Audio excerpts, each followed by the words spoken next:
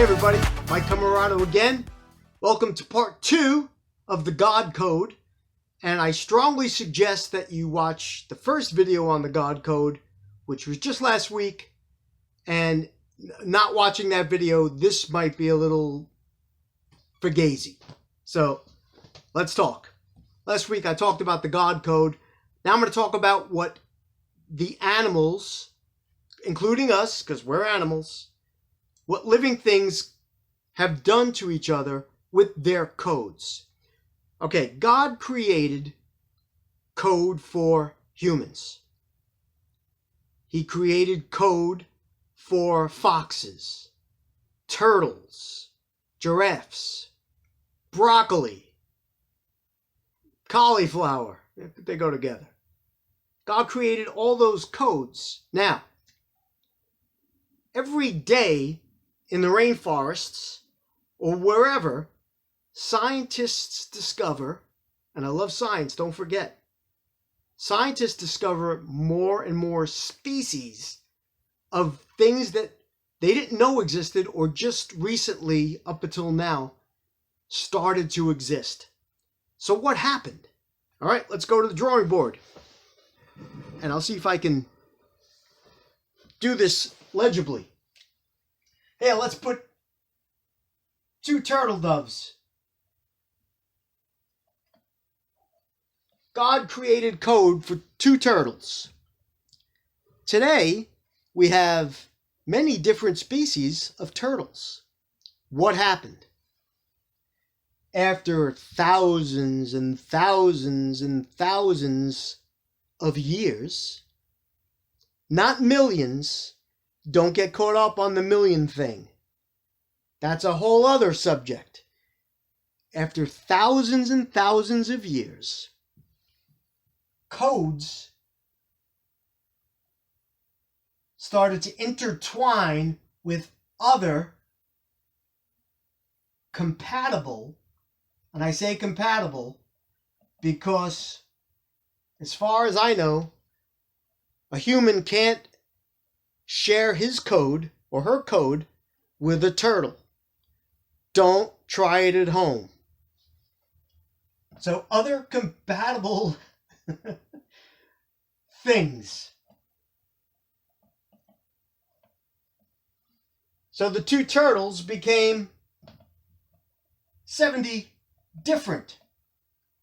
Does that make sense? Turtles. And so on, and so on, and so on.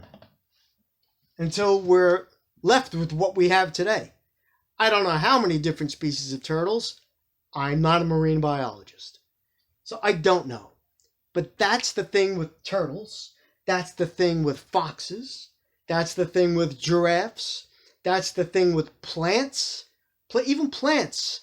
Different code from different plants get together. If they're compatible,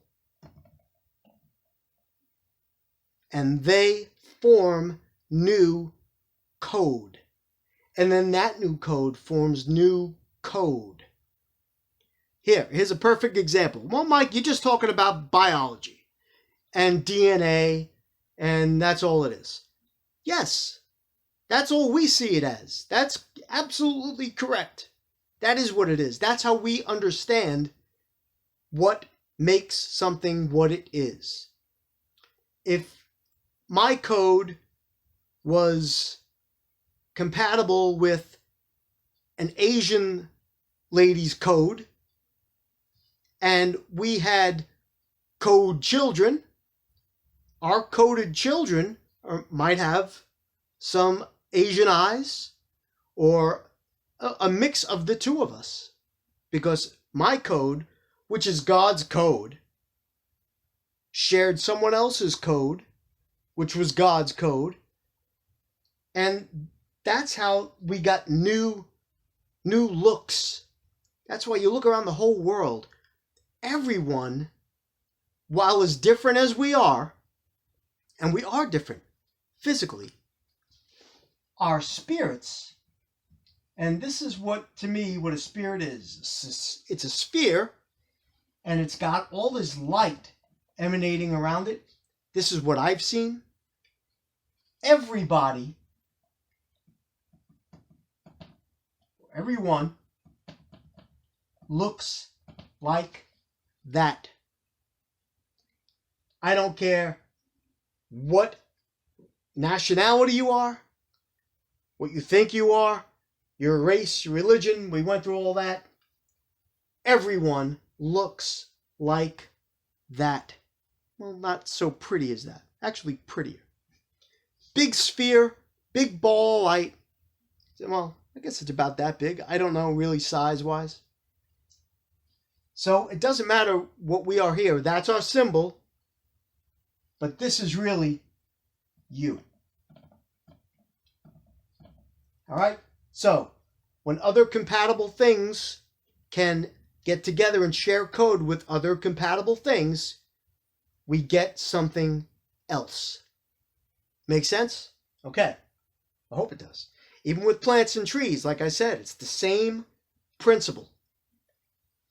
So God's code will allow it to happen if it can happen. If God didn't want a turtle baby, human turtle baby, and apparently he doesn't because our codes don't meet, they're not compatible, God didn't allow it.